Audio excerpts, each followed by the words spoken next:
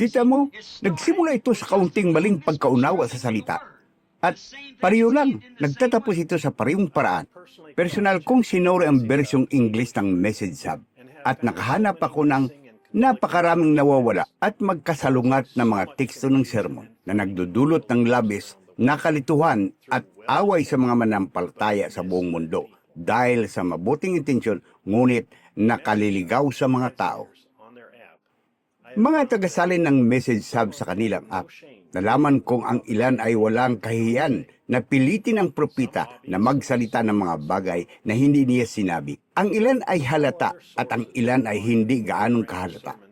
Ang lahat ng iba pang online na makapagkukunan ng mga sermon ni William Branham ay natagpuang sira, kabilang ang The Message Hub.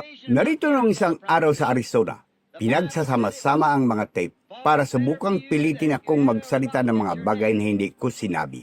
Tandaan lamang ang pangitain tungkol sa panukala sa Arizona. Sinabi ng Biblia, mas mabuti pa para sa iyo, mayroong kang bato sa iyong leeg. Isa lamang ang napatunay na pinagmulan ng mensahe kay Reverend William Branham. Isa lamang ang napatunay na pinagmulan ng mensahe kay Reverend William Branham. Lahat ng mga referensya sa liham na ito tungkol sa mensahe ni Brother William Branham ay nagmula sa King James Bible at ang The Table App ay nagmula sa Voice of God Recordings, ang punong himpilan ni Reverend William Branham. Ngayon, narito ang inaasang liham ng Eagles Gathering Together mula sa Jeffersonville, ang punong himpilan ni Brother William Branham. Mga minamahal na binuhay, paanong lumipad ang ating mga puso na parang mga agila ngayong katapusan ng linggo ng Pasko ng Pagkabuhay? Araw-araw ang kanyang pagpapahid ay lalong lumaki.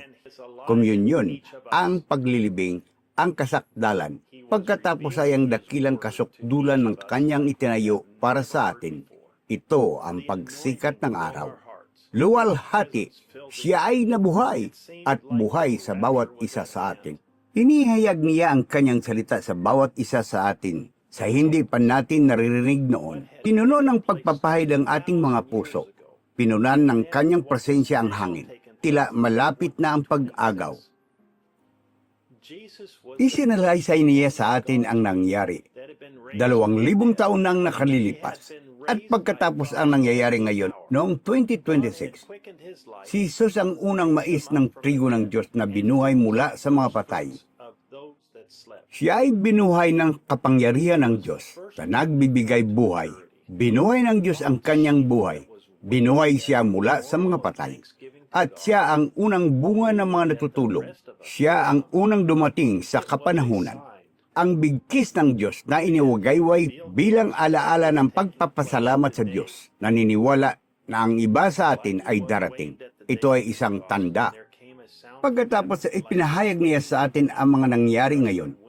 Tulad ng pagkaway sa kanya noong araw ng Pentecostes, nang may dumating na isang ugong mula sa langit na parang isang pagkaway, isang malakas na hangin, humahampas sa mga tao. Ito ay muling kumakaway sa harap ng mga tao gaya ng ipinangako niya sa Lucas Kapitulo 17, versikulo 30 at Malakias 4, kapag ang anak ng tao ay inihayag at muling kumaway sa mga tao. Ngayon, sino ang anak ng tao? Sa pasimula ay ang salita, at ang salita ay kasama ng Diyos, at ang salita ay Diyos, at ang salita ay nagkatawang tao, at tumahan sa gitna natin. At kung ang lahat ng aral na mayroong tayo, at pagpapatibay ng salita ng Diyos sa pamagitan ng salita ng Diyos, sa pamagitan ng mga tanda, sa pamagitan ng mga kabalaghan, nakikita natin ngayon na sa aklat ni Lucas dito, naggaya ng sinipi natin mula sa Lucas ika-17 kabanata at ika-30 talata at Malakias 4 at ang iba't ibang kasulatan na ating nalalaman na ang salitang iyon ay muling iniwagayway sa mga tao na ang mga patay ng tradisyon ng tao ay patay na at ang anak ng Diyos ay muling nabuhay na may bautismo ng banal na espiritu sa gitna natin at binibigyan tayo ng buhay. Ang banal na espiritu ay patuloy na kumakaway sa atin.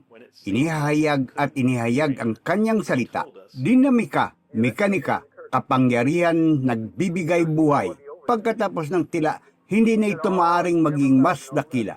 Sinabi niya sa atin, hinayaan niya akong tumingin sa kabila ng kortina at nakita ko kayong lahat doon, lahat ng iyong minahal at lahat ng nagmahal sa inyo ay ibinibigay nila sa inyo.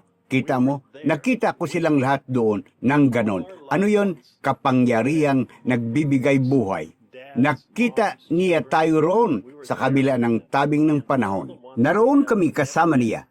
Lahat ng aming mga mahal sa buhay na nauna sa amin, mga ama, ina, mga anak, naroon kami kasama nila at lahat ng mga hindi pa namin nakikilala.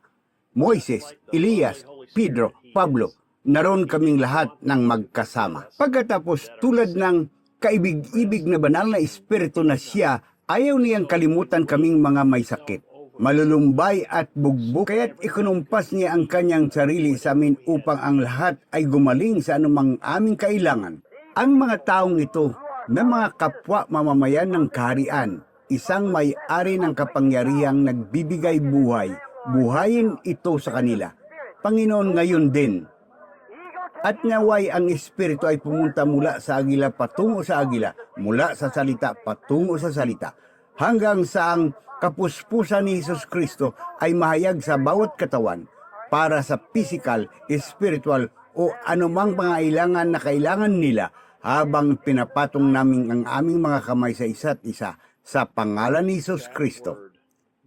Ang salitang iyon, ang tinig na iyon, lahat ng kailangan namin ay nasa mga tape. Nobya, hindi binabago ng Diyos ang kanyang isip tungkol sa kanyang salita. Walang kahit isang tuldok o kudlit ang maaaring baguhin. Kaya gumawa siya ng paraan upang marinig ng kanyang nobya gamit ang kanilang sariling mga tainga ang eksakto niyang nais sabihin sa kanila. Nakipag-usap ang Diyos sa kanyang nobya at inihayag ang lahat. Ito ay nakatala. Ang nobya ay dapat lumapit sa nobyo. Iyon ang kanyang perpektong inalaang daan na ginawa niya para sa ngayon. Ito ay ganito ang sabi ng Panginoon. Nagbabago ba ang isip ng Diyos tungkol sa kanyang salita? Hindi. Siya ay may ganap na kalooban at mapagpapahintulot na kalooban. Ang nobya ay dapat na sa kanyang ganap na kalooban. Walang mas perpektong kalooban o perpektong lugar kaysa marinig ang tinig ng Diyos direkta mula sa Diyos mismo. Ang aking paanyaya sa bawat isa sa inyo ay sumama sa amin sa linggo ng alas 12 ng tanghali, oras sa Jeffersonville, upang marinig ang tinig ng Diyos na nagdadala sa atin ng dalisay na salita. Hindi kailangan ng hula. Umupo lamang at sabihin ang Amen sa bawat salita. Walang ibang lugar na magagawa sa pamagitan lamang ng pagpindot sa play. Kapatid na Joseph Branham. Minsay 65-0418A. Binabago nga ba ng Diyos ang kanyang kaisipan tungkol sa kanyang salita? Magsisimula tayo sa talata 61. Mga kasulatan babasahin bago marinig ang minsay. Exodo, ika-19 kabanata. Mga Bilang, kapitulo 22, versikulo 31. San Mateo, kapitulo 28, versikulo 19. Lucas, kapitulo 17, versikulo 30. Pahayag, ika-17 kabanata. www.branham.org/WhatsApp. Kumuha ng Eagles Gathering Letters at iba pang mga notification ng direkta mula sa pinagmulan. Gayon din ang www.branham.org/en/apps. Hanggang sa susunod, pagpalain kayo ng Diyos at Shalom.